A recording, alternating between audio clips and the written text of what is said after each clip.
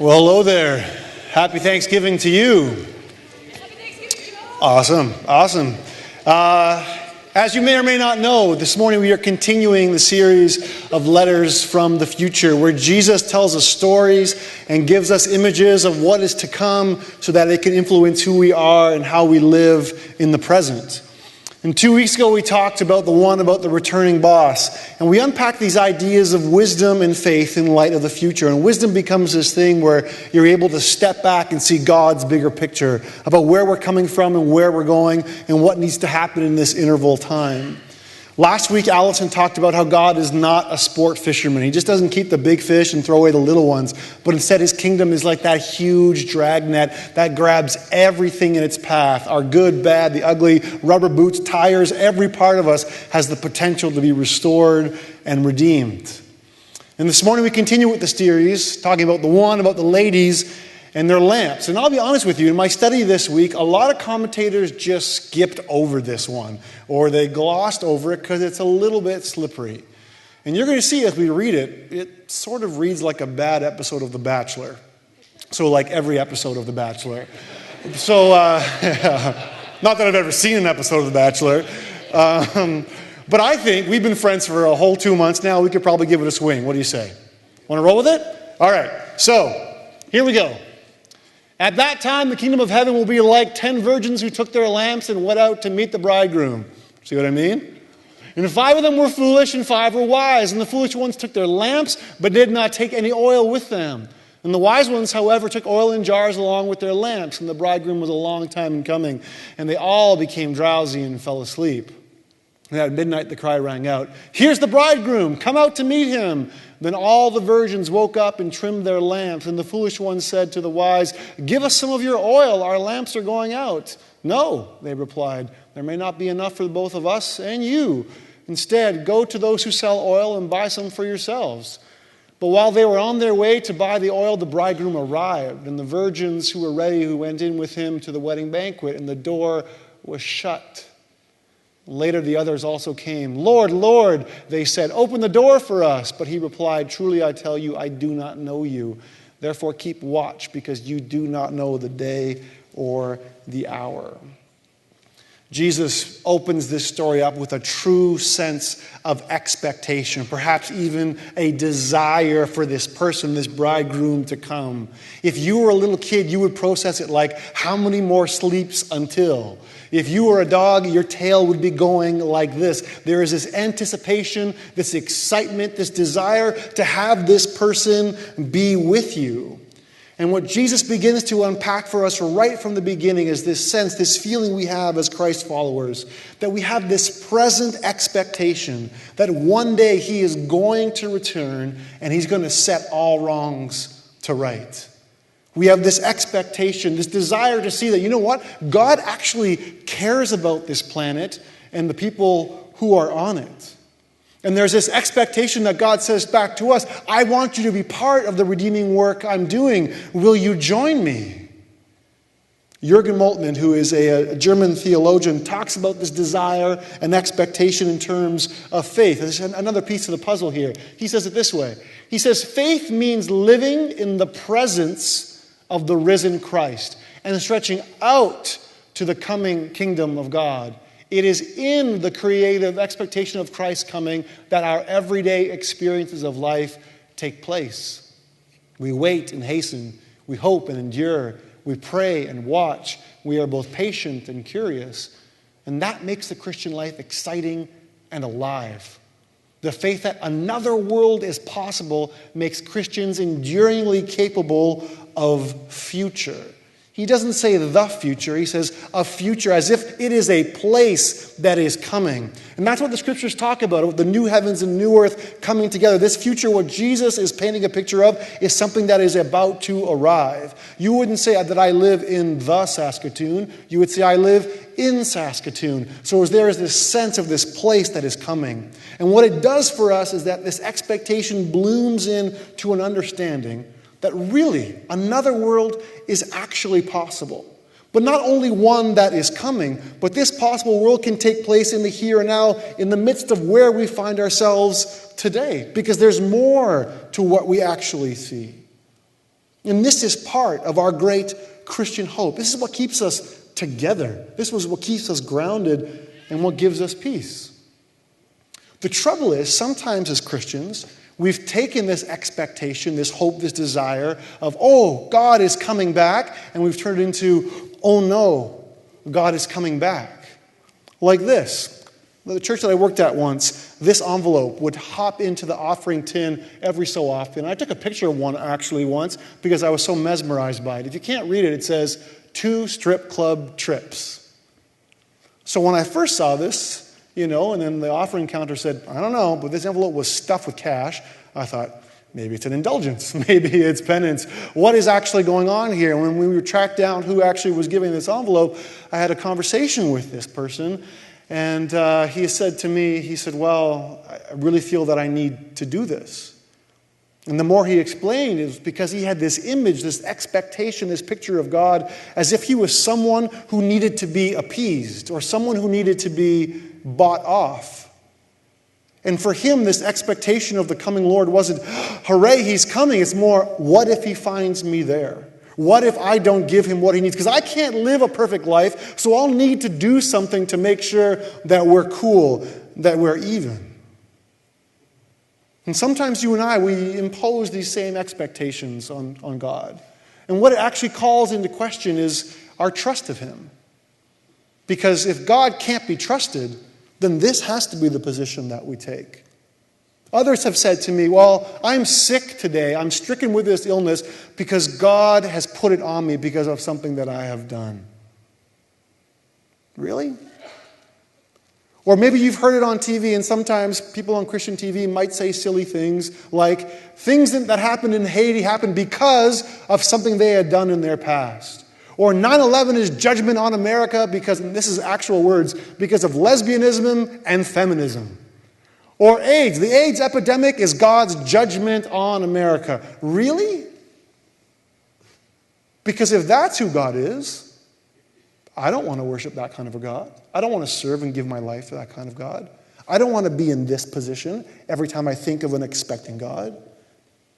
Because what that does, if we hang out in that sort of place, it brings us, or at least allows us, to be discouraged, feel abandoned, as if God is someone who is just out there to disappoint us.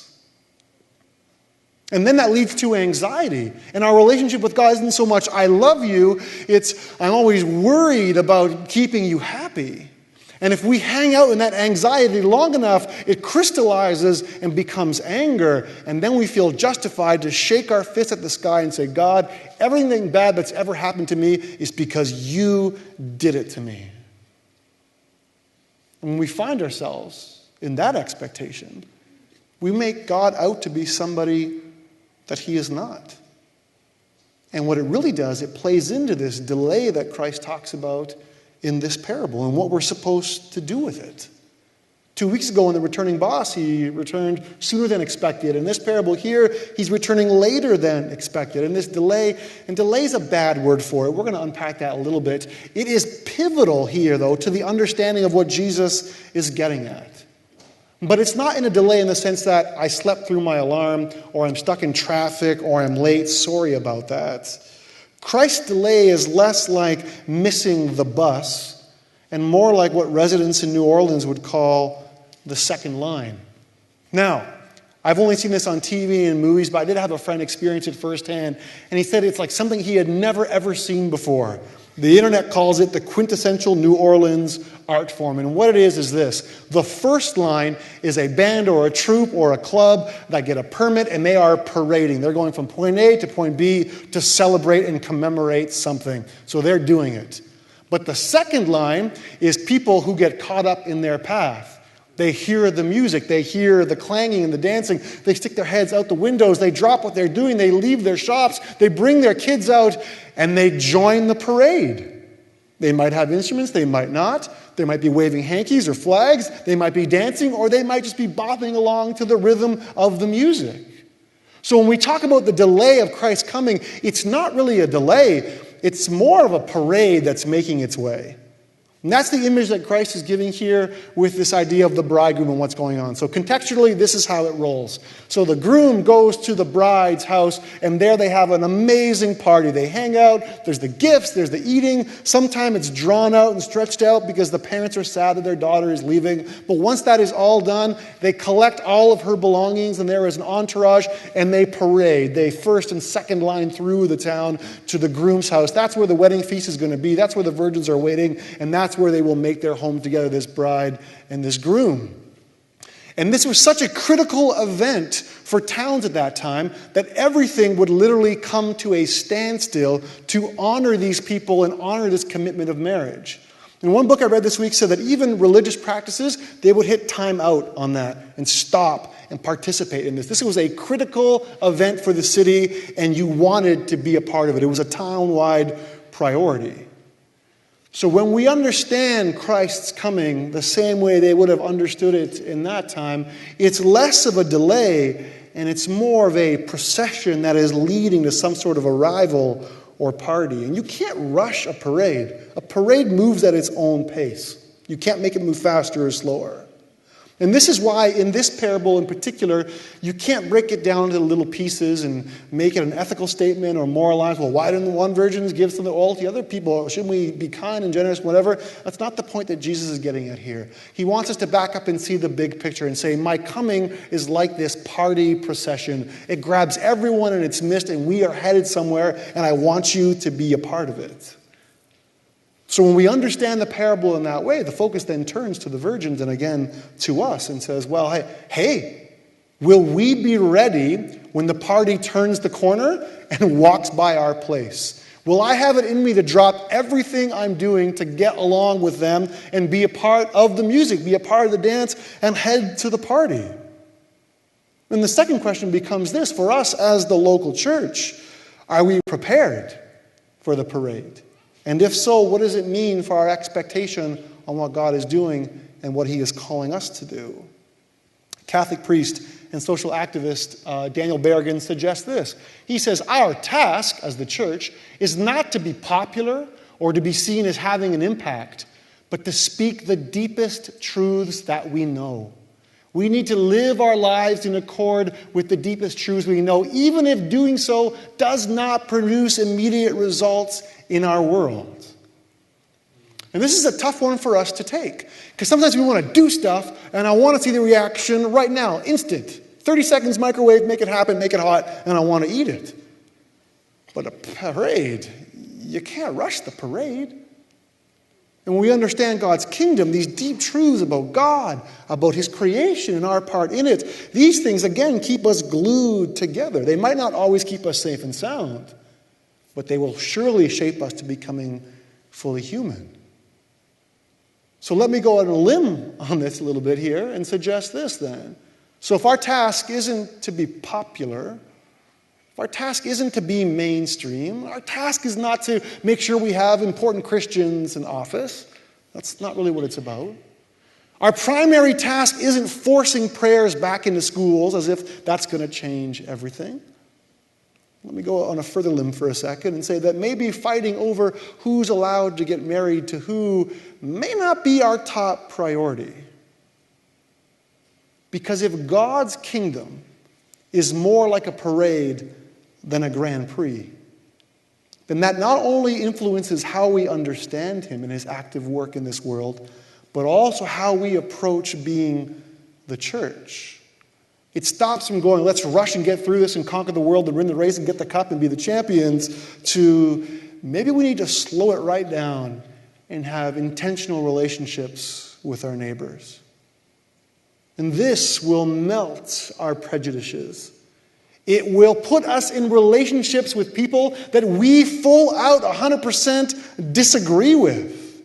And it controls how we speak to one another, how we see one another, how we treat and how we take care of one another.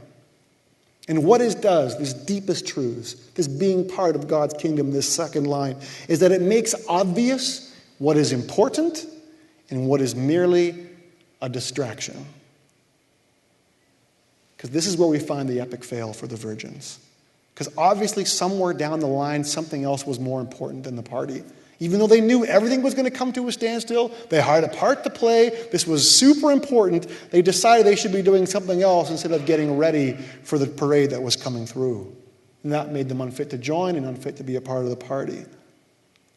And in the same way, these distractions continue to derail us all. Check out this story from CBC News about a year ago. It says, for the first time in Saskatchewan's history, distracted driving caused more fatal collisions than drinking and driving. SGI recorded 173 fatalities up to December 17, 2012, and 57 of those fatal collisions were attributed to distracted driving. There were 54 fatal collisions due to drinking and driving in 2012. Using your cell phone while driving is illegal, but it's still causing deaths on Saskatchewan roads. Other forms of distracted driving, such as playing video games or eating, can be dangerous. No kidding. According to RCMP spokesman Sergeant Paul Dawson, he says, I recall seeing someone eating a bowl of cereal once while they were on the way to work. A traffic safety expert with SGI said people still believe that they can get away with distracted driving. And if we were going to update that last line and slide it into this parable, it would say, many of us still believe that we can get away with distracted living. This is the feeling and the sense when this parable talks about the unprepared virgins. There's a sense of unknowing, of unattentiveness. They are insulting the bride and the groom and their families with their unpreparedness. And when the parade comes through and is collecting everybody else and everything else stops, who do you think you are not to make this a priority, not to be focused on this important thing? What could be more important than the parade right now? And you and I fall in this exact same trap. We distract ourselves to death. We lose ourselves. We're not present to ourselves or those who are around us. We lull ourselves to sleep. There are so many different ways that we can escape the real stuff of life, and we take whatever comes our way. And thus, when we hang out in this area too long, we become a shell of the people we are supposed to be. To make the point better than me, did you hear what he said? He moves from this place where he is unalive, unresponsive, to a place where the doctor says he is restored to himself, where he has reacquired his identity. He's moved from, this isn't you, this is not your true self, to an alertness in, this is who I am, this is what I'm all about. And I believe in the exact same way when we hear the sound of the parade coming around the corner. This music that God has put in our heart, that the world, there is a possibility for a new world to take place in the midst of this one. It brings us to life. As Christians, it moves us from this to this. Alert, awake. And just like the virgins, just like the ladies who are ready, they were alert and ready to play their part. And for us as Christians, what this does is this. It puts us in the sweet spot as disciples of Jesus, where wisdom and faith are playing together, where there is an alertness and a readiness. A readiness to what? To forgive. Ready to love. Ready to be surprised. Ready to make amends. Ready to speak the deepest truths that we know. Why? Because the delay, the parade of Christ's coming is filled with the mission of the church. And I don't know about you, but I didn't move my family 2 provinces to the left just to hang out. You're cool, but not that cool. I want to be a part of this mission. I want to say, God, what are you doing in our community? And beyond that, what about our city? Where are you at work, and where can we get online with you on this? Because this is what gives us true life. This is what awakens us to our true selves. So to be ready, to be actively waiting like we talked about a couple of weeks ago, is to be in sync with Jesus, to know him and to be known by him. And that's the key element at the end of the parable. Remember, he says, the virgins who were ready went in with him to the wedding banquet, and the door was shut. And later the others also came. Lord, Lord, they said, open the door for us. But he replied, truly I tell you, I do not know you. He didn't say, I never called you. He didn't say, I never loved you. He never said, I never drew myself to you. He only says, I never knew you because you never bothered to know me. Essentially, you have no idea what I'm about or what I've been up to. And really, you can't be part of the party because you really don't want to be here. So then, with this awkwardness of the shutting door and being separated and sent out, this gives us a picture, or at least a better understanding as to why wrath and judgment is part of the Christian story. Now, it's weird and awkward to talk about because that's just an awkward topic. We don't want to talk about it. However, when we see it in this light, it makes sense. Why? Because what we do matters. Being alert and attentive matters. Obeying Jesus matters. And anything else, anything less, is an undoing of what he is doing. And N.T. Wright nails it on the head when he puts it this way. He says, the biblical doctrine of God's wrath is rooted in the doctrine of God as the good, wise, and loving Creator who hates, yes, hates, and hates implacably anything that spoils, defaces, distorts, or damages his beautiful creation. And in particular, anything that does that to his image-bearing creatures. That's us. If God does not hate racial prejudice, he is neither good nor loving. If God is not wrathful at child abuse, he is neither good nor loving. If God is not utterly determined to root out from his creation, in an act of proper wrath and judgment, the arrogance that allows people to exploit, bomb, bully, and enslave one another, he is neither loving, nor good, nor wise. But because he is loving, because he is good, because he is wise, he includes us in his mission until we choose to opt out. Remember at the beginning of this parable and many of the others, the virgins, they were all in. The foolish and the wise were all a part of the gang and invited to be part of the parade at the beginning of the story. It wasn't until the delay that sort of sorted out the good from the bad. At first, everyone is in until the virgins figured out, I'll do some other stuff and not get ready and be distracted. So it's not God that's pushing us out. It's not God that demands an offering envelope stuffed with guilt. It's not God that says, you better or else. This is a God who says, you are a part of my family. I want you to be here. But if you want to leave, I'm going to give you the freedom to do that. And that's a crazy freedom to hang on to. It's a gift to either do good and bring life, or it's a gift to say, do what you want, and that's going to lead in the opposite direction to death and destruction.